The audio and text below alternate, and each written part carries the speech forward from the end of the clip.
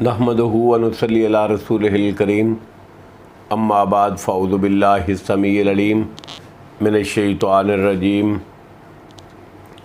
بسم اللہ الرحمن الرحیم۔ سورۃ الحج بامانی بامحاورہ ترجمہ اور اس کے بعد اس کی تشریح۔ پہلے بامانی ترجمہ آیت نمبر 42۔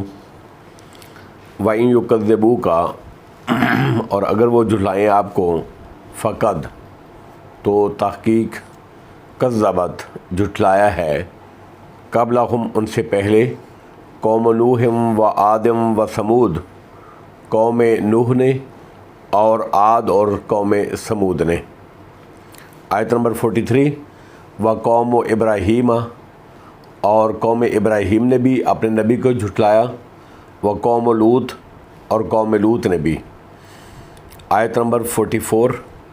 و اصحاب مدین، اور مدین والوں نے بھی، وکذب موسیٰ، اور جھٹلائے گئے موسیٰ علیہ السلام بھی، فاملیت، چنانچہ میں نے مہلت دی، للکافرین، کافروں کو، ثم پھر، اخذتہم، میں نے پکڑ لیا ان کو، فکیف، لہذا کیسا، کانا تھا، نکیر میرا عذاب۔ آیت نمبر 45۔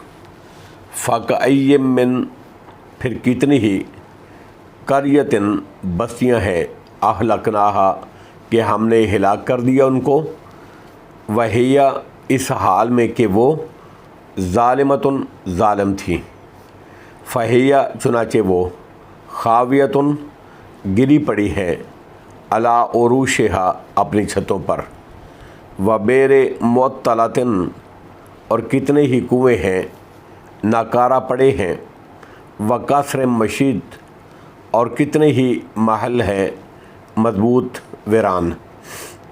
آیت نمبر 46۔ افلم یسیروا، کیا پھر نہیں انہوں نے سیر کی، فی الارض زمین میں، فتکون کہ ہوتے، لہم ان کے لیے، قلوب یعقلون دل کہ وہ سمجھتے، بہا ان کے ساتھ، او یا آذان یسمعون بہا ہوتے ان کے کان کہ وہ سنتے ان کے ساتھ، فإنہا چنانچہ بلا شبہ قصہ یہ ہے، لا تعمی الابصار کہ نہیں اندھی ہوتی آنکھیں، ولیکن اور لیکن، تعمی القلوب التی اندھے ہوتے ہیں دل، وہ جو التی وہ جو، فی الصدور سینوں میں ہیں۔ آیت نمبر 47۔ وَيَسْتَعْجِلُونَكَ، اور وہ لوگ جلدی طلب کرتے ہیں آپ سے، بالعذاب عذاب کو، فَلَن يُخْلِفَ اللَّهُ ہرگز نہیں خلاف کرے گا اللہ رب العزت، وعدہ اپنا وعدہ، وَإِنَّ اور بلا شبہ، یوماً ایک دن، عند ربک آپ کے رب کے نزدیک، کالف سنت مما تعدون 1000 سال کی مانند ہے، مما ان دنوں سے جو، تعدون تم گنتے ہو۔ آیت نمبر 48۔ وَكَأَيٍّ مِّن، اور کتنی ہی، قریۃ بستیاں ہیں، املیت کہ میں نے مہلت دی، لہا ان کو، وہی جبکہ وہ، ظالمۃ ظالم تھیں، ثم پھر، اخذتھا میں نے پکڑ لیا ان کو، وإلی المصیر اور میری ہی طرف سب کی واپسی ہے، لوٹنا ہے۔ اب بامحاورہ ترجمہ اور اس کی تشریح۔ آیت نمبر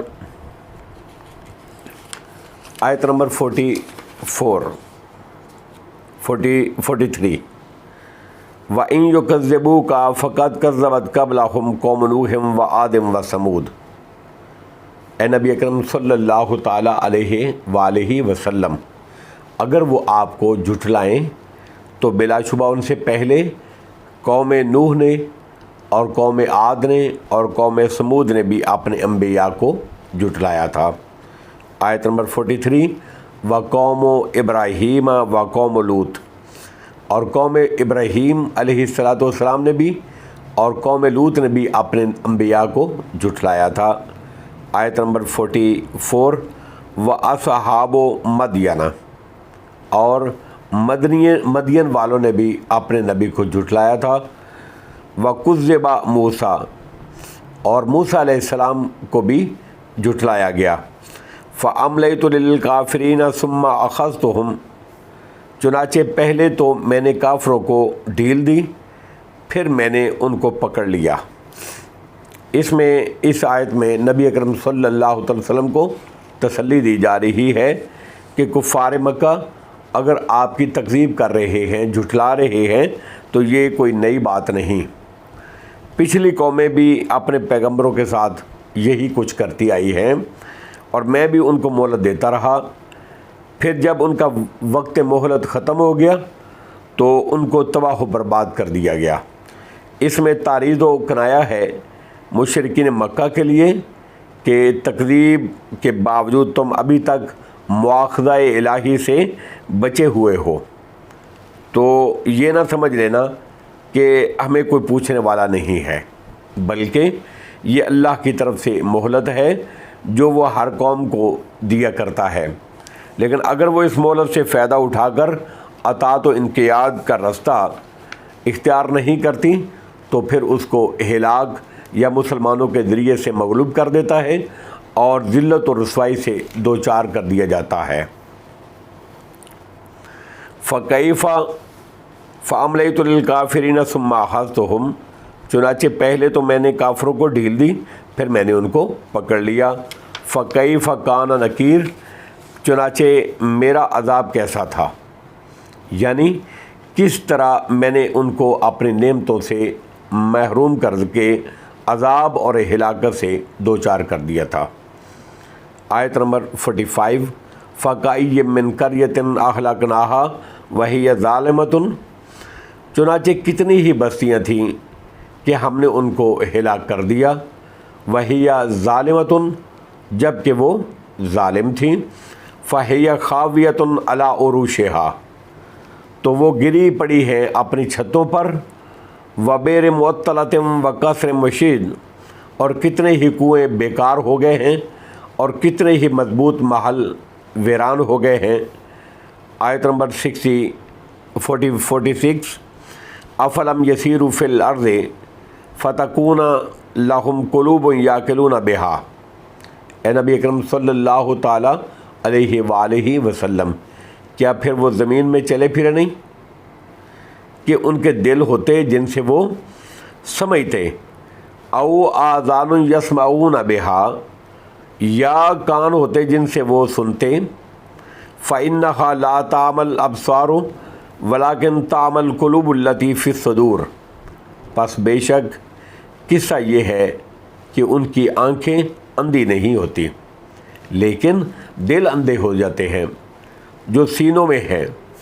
اور جب کوئی قوم ضلالت کے اس مقام پر پہنچ جائے کہ عبرت پذیری کی صلاحیت بھی کھو بیٹھے تو ہدایت کی بجائے گزشتہ قوموں کی طرح تباہی اس کا بھی مقدر بن جاتی ہے۔ آیت میں فعل تعقل کا انتساب دل کی طرف کیا گیا ہے، جس سے استدلال کیا گیا ہے کہ عقل کا محل قلب ہے، اور بعض کہتے ہیں محل عقل دماغ ہے، بعض کہتے ہیں کہ ان دونوں باتوں میں کوئی منافات نہیں، اس لیے کہ فہم اور ادراک کے حصول میں قلب اور دماغ دونوں کا آپس میں بڑا گہرا اور ربط اور تعلق ہے۔ آیت نمبر 47 وَيَسْتَعْجِلُونَكَ بِالْعَذَابِ وَلَن يُخْلِفَ اللَّهُ وَعْدَهُ، اے نبی اکرم صلی اللہ علیہ وسلم، وہ آپ سے جلد عذاب مانگتے ہیں، جلدی کرتے ہیں، جلد عذاب مانگتے ہیں، اور اللہ ہرگز وَلَن يُخْلِفَ اللَّهُ وَعْدَهُ، اور اللہ ہرگز اپنے وعدے کے خلاف نہیں کرے گا۔ وَإِنَّ يَوْمًا عِندَ رَبِّكَ كَأَلْفِ سَنَةٍ مِّمَّا تَعُدُّونَ، اور بلا شبہ آپ کے رب کے نزدیک ایک دن تمہاری گنتی کے حساب سے 1000 برس کی، 1000 سال کی طرح ہے۔ اس لیے یہ لوگ تو اپنے حساب سے جلدی کرتے ہیں، لیکن اللہ کے حساب میں ایک دن بھی 1000 سال کا ہے۔ اس اعتبار سے وہ اگر کسی کو ایک دن یعنی 24 گھنٹے کی مہلت دے تو 1000 سال، نصف یوم کی مہلت دے تو 500 سال، 6 گھنٹے جو 24 گھنٹے کا چوتھائی ہے اس کی مہلت دے تو 250 سال کا عرصہ عذاب کے لیے درکار ہے۔ اس طرح اللہ کی طرف سے کسی کو 1 گھنٹے کی مہلت مل جانے کا مطلب کم و بیش 40 سال کی مہلت ہے۔ ایک دوسرے معنی یہ ہے کہ اللہ کی قدرت میں ایک دن اور 1000 سال برابر ہیں، اس لیے تقدیم و تاخیر سے کوئی فرق نہیں پڑتا۔ یہ جلدی مانگتے ہیں، یہ جلدی عذاب مانگتے ہیں، وہ دیر کرتا ہے، تاہم یہ بات تو یقینی ہے کہ وہ اپنا وعدہ ضرور پورا کر کے رہے گا، اور بعض نے اس کو آخرت پر محمول کیا ہے کہ شدت ہولناکی کی وجہ سے قیامت کا ایک دن 1000 سال بلکہ بعض کو 50,000 سال کا ہوگا، اور بعض نے کہا ہے کہ آخرت کا دن واقعی 1000 سال کا ہوگا۔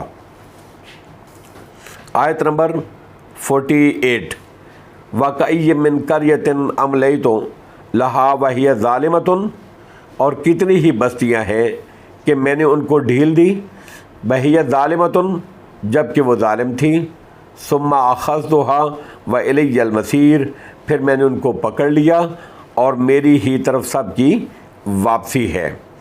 اسی لیے یہاں قانون مہلت کو پھر بیان کیا ہے کہ میری طرف سے عذاب میں کتنی ہی تاخیر کیوں نہ ہو جائے، تاہم میری گرفت سے کوئی بچ نہیں سکتا، کہیں فرار نہیں ہو سکتا، کہیں دوڑ نہیں سکتا، اس کو لوٹ کر بالآخر لوٹ کر اس کو میرے ہی پاس آنا ہے۔ واللہ اعلم بالصواب، وآخر دعوانا ان الحمد للہ رب العالمین۔